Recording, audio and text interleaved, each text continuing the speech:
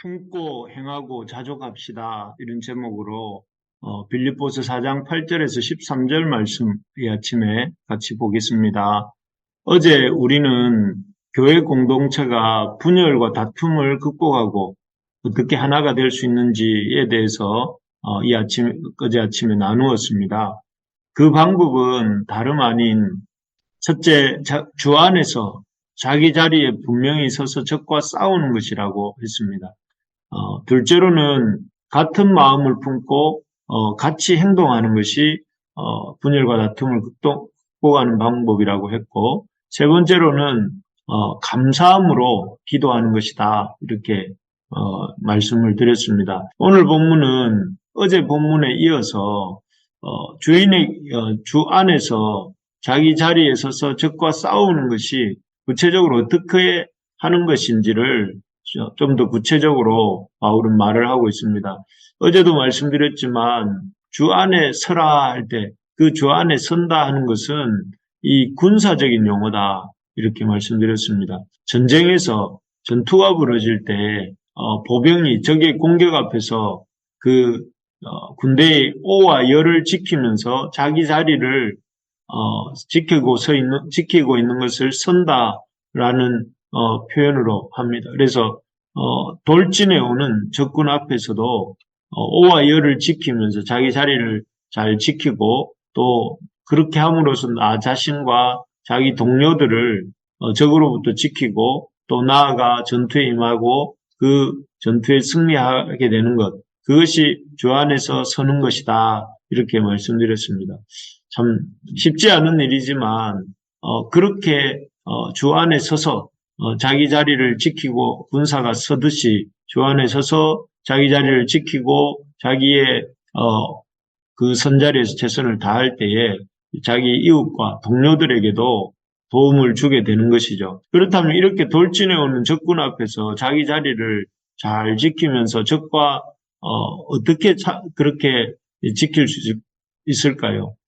쉽지 않지 않겠습니까? 이 전투가 맹렬하게 벌어지는데 그 현장에서 옆으로 빠지는 것이 아니라 자기 자리를 지키고 그 자리를 지키는 가운데 최선을 다하는 것이 쉽지 않은데 우리가 어떻게 주 안에 서서 그런 일들을 감당할 수 있을까요? 먼저는 바른 삶과 정결한 삶을 생각하고 추구하라 하는 것입니다. 8절을 한번 보십시다. 8절에는 끝으로 형제들아 무엇에든지 참되며 무엇에든지 경건하며 무엇에든지 옳으며 무엇에든지 정결하며 무엇에든지 사랑받을 만하며 무엇에든지 칭찬받을 만하며 무슨 덕이 있든지 무슨 기림이 있든지 이것들을 생각하라 이렇게 되어 있습니다. 여기 보면 경건, 참됨, 옳음, 정결, 사랑, 칭찬, 덕, 기림 뭐 이런 단어들이 나오고 있습니다. 그리고 이런 것들을 생각하라고 되어 있는데요. 여기서 생각한다는 것은 헬라어로 이렇게 로기제스테라는 단어인데 그 뜻이 계산하다, 숙고하다, 마음에 품다 뭐 이런 뜻입니다. 믿음의 자리를 지키면서 주 안에 서서 당당하게 서서 적과 싸우려면 어떻게 해야 되는가 이런 것들을 생각하면서 숙고하면서 마치 암탉이 달걀을 품듯이 이런 참됨과 경건과 옳음과 정결과 사랑과 칭찬 같은 이 바르고 정결한 것들을 소중하게 품고 살라는 것입니다.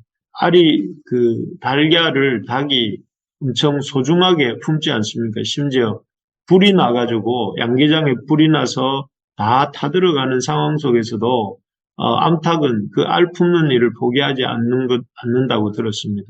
그런 것처럼 우리가 어떤 경우에도 이런 바르고 정결한 것들에 대한 생각을 품고 그 생각을 숙고하면서 우리 살 때에 우리가 우리 이 자리를 지키고 적과 싸울 수 있다 하는 것입니다. 정말 그렇습니다. 잠언 4장 23절에 무릇 지킬 만한 것 중에 내 마음을 지키라 이에서 생명이 남이라 하는 말씀이 있는데요. 그 말씀처럼 우리가 어떤 것보다 힘써 지켜야 할 것이 우리의 생명이 나는 우리의 마음, 우리의 생각을 지켜야 된다 하는 것입니다. 그래서 그런 생각들을 옳음과 경건과 참됨을 생각하고 숙고하고 품고 있을 때에 어떻게 되겠습니까? 요즘이야말로 얼마나 우리가 생각하지 못하도록 만드는 문화가 팽배한지 모릅니다. 이 많은 이 말초적 감각만을 추구하는 이 SNS와 또 온갖 시각적 즐거움과 거짓된 상상으로 우리의 마음을 이렇게 빼앗아 놓는 미디어들 이런 것들이 이로 인해서 우리의 생각은 어디론가 사라져 버리고 아무 생각 없이 그저 하루하루를 먹고 마시고 그냥 기계처럼 다람쥐가 쳇바퀴 돌듯이 살아가게 만드는 것이 이런 오늘날의 시대의 문화입니다. 그러다 보니 우리도 우리의 생각을 다 내어주고 우리가 어떤 존재인지 무엇을 추구하며 살아야 되는지 이런 것들을 아무 생각 없이 살 때가 많지 않습니까? 그런데 그렇기 때문에 우리가 오늘 바울의 또 이 말씀처럼 옳음과 정결함과 참됨과 경건을 생각하면서 품고 살아야 된다 하는 것입니다. 그래서 우리가 이 하나님의 거룩한 백성으로서 믿음의 자리를 지키면서 주 안에 서서 적과의 싸움에서 싸우고 또 승리할 수 있는 길은 매일매일 이 바르고 정결한 삶을 살기 위해서 그 생각을 지켜야 된다 하는 것이죠.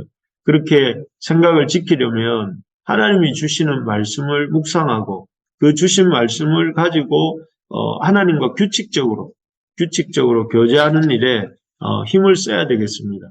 그러기 위해서는 아침에만 이렇게 말씀 보고 기도할 것이 아니라 이 하루 중에 이 10 이렇게 10 이래서 아침에 10분, 점심에 10분, 저녁에 10분 그 습관을 갖고 아침에도 점심에도 저녁에도 규칙적으로 주님을 만나고 주님과 교제하는 그런 시간을 가지고자 힘써야 되겠습니다. 그래서 올해 우리 교회에서도 다른 것도 있지만 복음 말씀 한 가족 이렇게 해서 말씀을 성경 통독과 큐티를 힘써 이루려고 애쓰고 있습니다. 그래서 여러분 우리가 하나님을 묵상하고 그 말씀을 붙드는 일이야말로 우리가 정결하고 바른 생각들을 하면서 우리의 믿음의 자리를 지키고 나아가 승리하는 그런 삶이 될 것을 된다 하는 것입니다. 두 번째로 보면 우리가 돌진해 오는 적군 앞에서도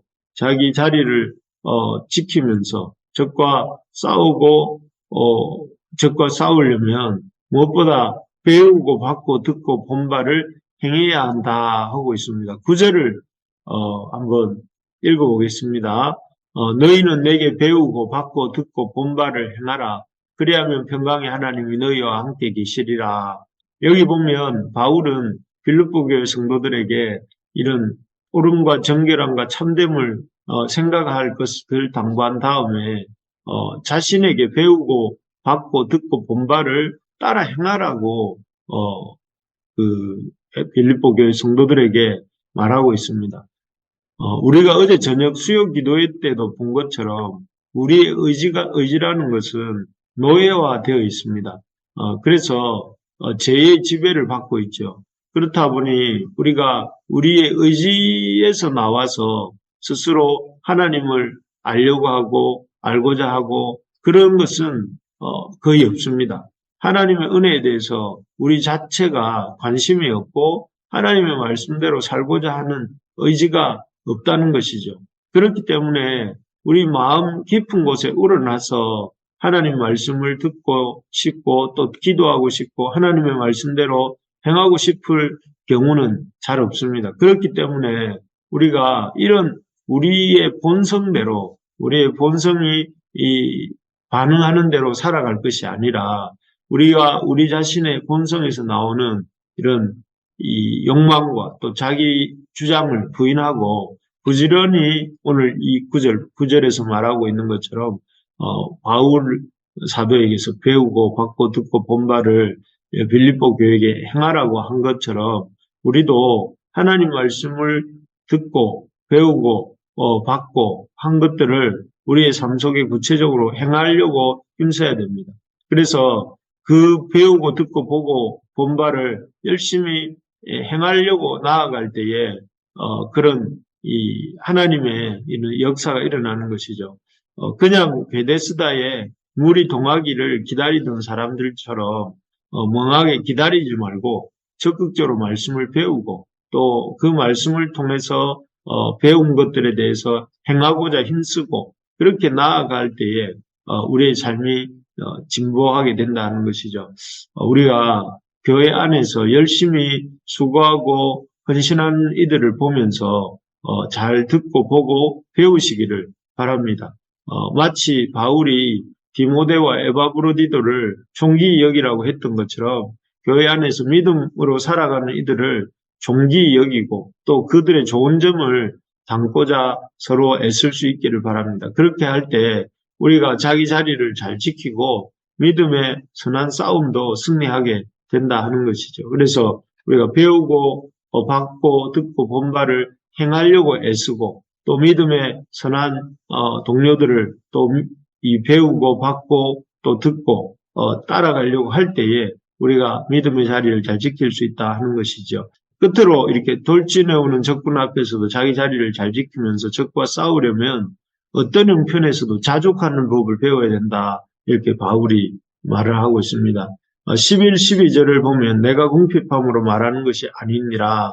어떠한 형편에든지 나는 자족하기를 배웠노니 나는 비천에 처할 줄도 알고 풍부에 처할 줄도 알아. 모든 일 곧 배부름과 배고픔과 풍부와 궁핍에도 처할 줄 아는 일체의 비결을 배우노라. 이렇게 적고 있습니다. 여기에 바울은 그리스도로부터 어떤 환경에서도 자족할 수 있는 일체의 비결을 배웠다. 이렇게 말하고 있습니다.